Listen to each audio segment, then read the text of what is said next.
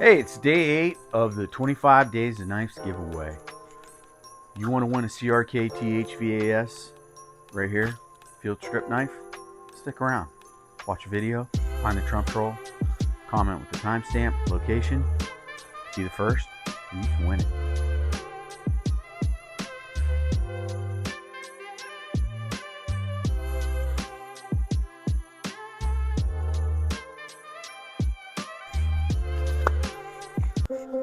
On the 8th day of Christmas, Dick Ritchie gave to me a crkt hvas field strip knife. Yeah, I'm grumpy. Put that over there. I'm grumpy because I'm on my 4th video for this crkt giveaway on day 8. Yeah, my microphone's acting up, my camera's acting up, I'm acting up. I'm a mess. I got my dogs in the shop right now. It's not terribly cold out. Yesterday was nice. But right now, I'm petting Malcolm, petting his head. Can't see him. Come here, buddy. Here's my, come here, give me a kiss. And there's Fergus. It's my puppies. And I'm going to put them outside. They like to go out in the back 40, do a little adventure. It is what it be. So I put the doggies outside so I can finish talking to you. I got 6 boxes of knafs here going out. Fuchduzel. I don't have your mailing address. Please send me your mailing address. Send an email, aceonknives at gmail.com, and I will get your knife out probably next week then if I don't get it soon enough today. But today, we're going to give away the crkt hvas. Now, this is a field strip knife. Now, if you're not familiar with what a field strip knife is, it's basically a knife that if you're in the field, you can strip it down, clean it, repair it, get the dirt out, whatever. You can get to all the components really easy without a tool. Yeah, except for me, I'm a tool, using the tool, right? You flip this switch on the pivot, you dial this knob out loose, scales come apart, you got yourself a knife broken down, and you can pull it out and you can get the dirt, the junk, the junk. You can get the crap out of there, whatever. Real quick, I'm going to show you. You don't need that. You don't need this. You don't need this. You don't need that. And you don't need this. You just need that. That's all you need. This is the crkt hvas field strip knife. Yeah, check that out. Comes with instructions and all that. And here's the knife.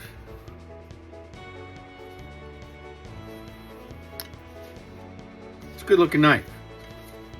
Now, you want to take it apart? You flip that switch. Always want to be careful when you flip that switch. It's good to hold pressure right here on the pivot so that that bar I was talking about doesn't fall out. Then you rotate this knob. What this is doing is unscrewing the connection between the 2 scales on the tail end of the knife. Now it's loose.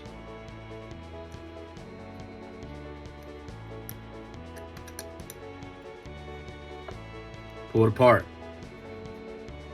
A little Teflon or silicone washer, whatever the hell it is, plastic. Now here's the bar I was talking about. See how that bar is instrumental in the stop and the rotation of the knife. Now, when you take that apart, this little bar, it doesn't even like stick in there a little bit. It just rests right there. It's hard, no matter how hard you push it to. So you don't want to lose that little sucker, because that thing, it's gone, you're in trouble. See how this knob, it's got the threading right there. It's fixed on this side, obviously not fixed on the other. Set your knife blade back in there. engage your liner lock if you want, or put it like that. Here's something cool. So here's a little detent ball right there. That detent ball will engage with the detent hole here, and there's the ride. Put that back in there. I like to do it while the knife is open. Lay this back in there. Push it nice. Give this a crank until it's tight. Flip the lever back. Check your lockup. Check for wobble. Close the knife. It's almost centered. You could probably tweak this a little bit to get your center if you care about that. Me, I don't care about that. I just want the knife to be nice and tight. There you have it. Get yourself some of that crkt hvas field strip knife. No tools needed. Whatever. Boy, am I grumpy. I tell you, fourth video. All kinds of things going on. Now, problem with this knife, the flaw with this knife is, yes, you can break it down and you can take the components apart easily and you can clean it and do whatever you need to do. Oil it, whatever you want to do, right? It's got a component in here, which is just this little piece of bar stock. It's just a little tiny bar. And it goes from here to here through a groove on the knife pivot. There's a groove in there, in that bar, and it rides on that bar and it stops on that bar. And that bar is instrumental in the action of the knife and the stability of the knife. It's not static. This little tiny bar will do one of two things if you don't do this right. If you do all this right and you hold it tight and you tighten it and you keep a good grip on it, you're fine. But if you loosen this pivot a little too much and it spreads apart, that bar will fall sideways in that groove. And then it's just all wonky. That's the good thing of the two bad things.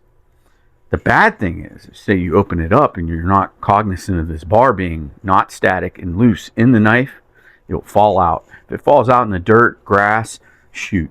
Short hair carpet I have right here, I lost it for a day.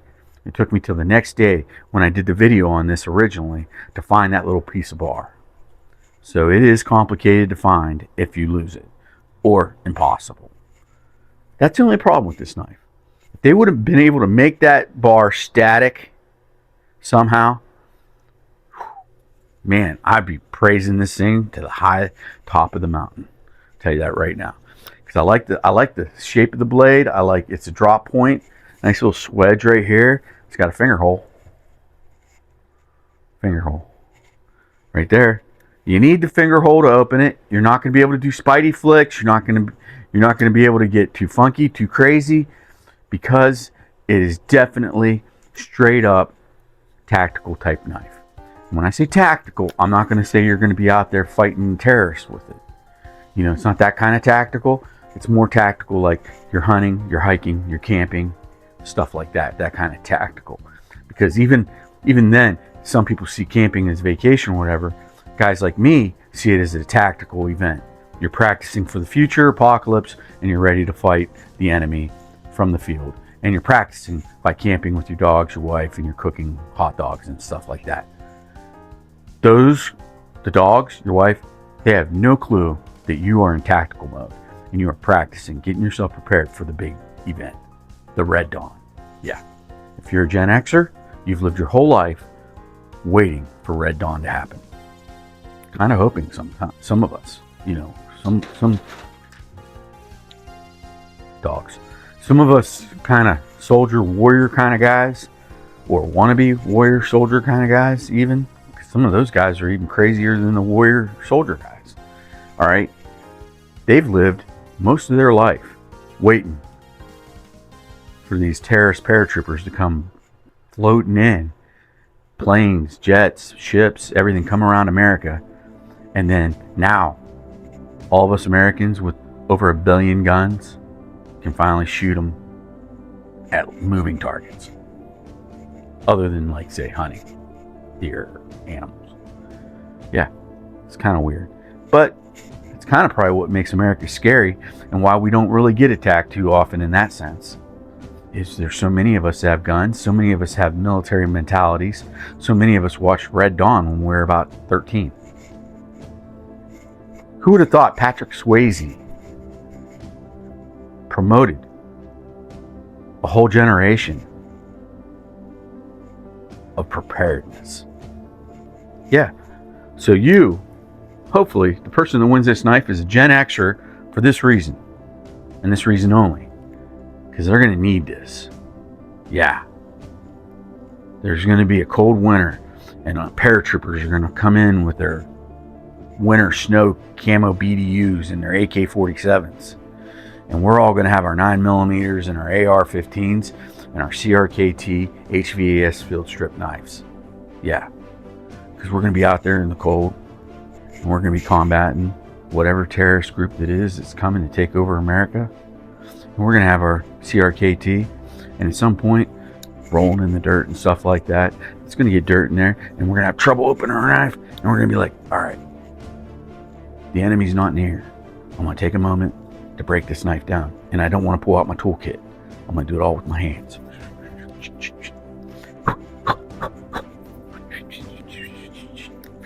Boom. Now you're knife fighting. You're knife fighting the enemy, the Red Dawn enemy. And you're slicing them up, or you're cutting up some deer because you just shot yourself a deer because you got to feed your people, because you're gonna have people with you. You know what I mean? You're gonna have like about 10 or 12 Wolverines. Yeah, that's what they were in Red Dawn. You're gonna call yourself the Wolverines, maybe.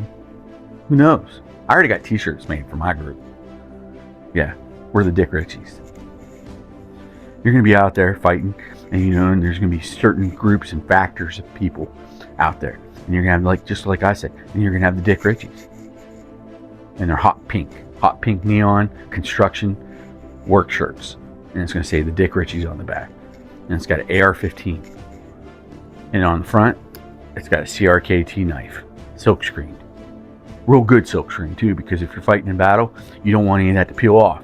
You want that silk screen to stay nice and good. And you want that knife to look nice and fresh on your hot pink shirt when you're running through the woods and the snow. Yeah, you think that's a bad thing. You think, oh, why don't you have camo, winter camo, Dick Ritchie? Because at some point, the enemy's going to say, if you see hot pink shirts, run. Them suckers are crazy. The Dick Richies are nuts. Yeah, and then just keep people away, really. Because we're going to be nuts. We're going to have Braveheart paint on our face. We're going to ride horses. Yeah, it's going to be crazy. Dogs are going to be running around with us. We're going to be hooting and hollering. We're going to have coolers hanging off the back of our horses. I'm going to be throwing bush lights over to Reggie, Connie, Steve, and Bill. And we're going to be galloping through the woods of Indianapolis. Yeah, there's woods in Indianapolis. Not many, but we'll be galloping through it. Hot pink shirts with our CRKT knives on the front. Yeah, and it's going to say Dick Richies on the back with an AR. They're going to be slung. We're not even going to use our ARs. We're going to be knife fighting in the final days.